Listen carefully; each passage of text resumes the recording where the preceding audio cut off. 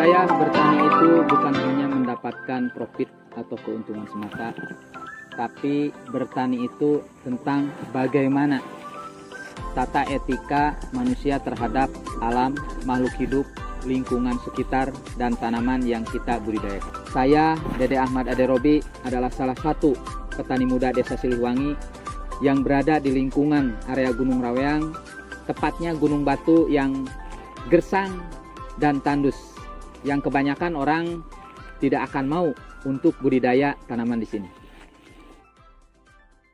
Di sini saya akan memberikan manfaat kepada masyarakat, khususnya kepada anak-anak muda, dengan edukasi pemanfaatan lahan bebatuan yang tandus dan gersang menjadi sebuah peluang usaha di bidang pertanian agar tetap optimis di lahan kritis, kemudian pantang menyerah di lahan yang gersang.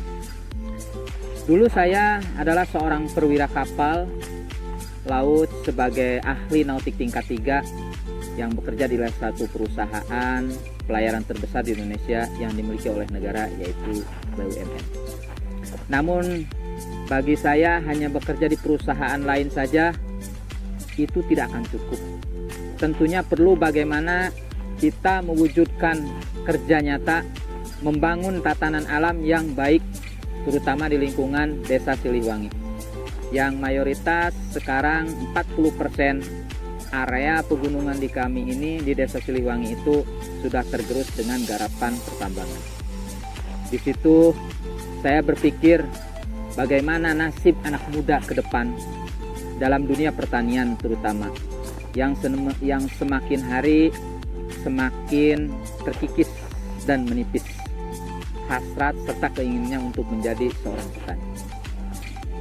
Lahan yang saya miliki dan kembangkan saat ini kisaran 1,5 hektar, mulai dari usaha peternakan ayam petelur, kemudian budidaya pisang merah, Acuminata redaca, kemudian ada juga kencur, cabai, bawang merah, dan juga bawang daun, kemudian pete, dan mangga yang saya tanami dengan metode semuanya organik.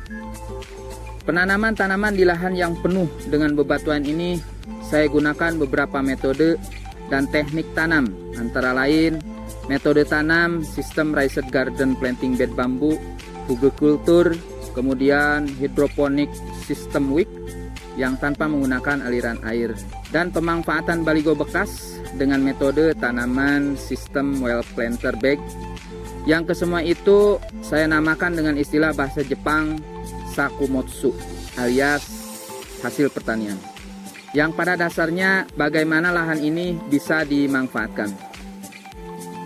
Di sini juga saya bangun ruang belajar untuk anak-anak kober TK, SD, SMP sebagai edukasi pengenalan kultur dunia pertanian sejak dini.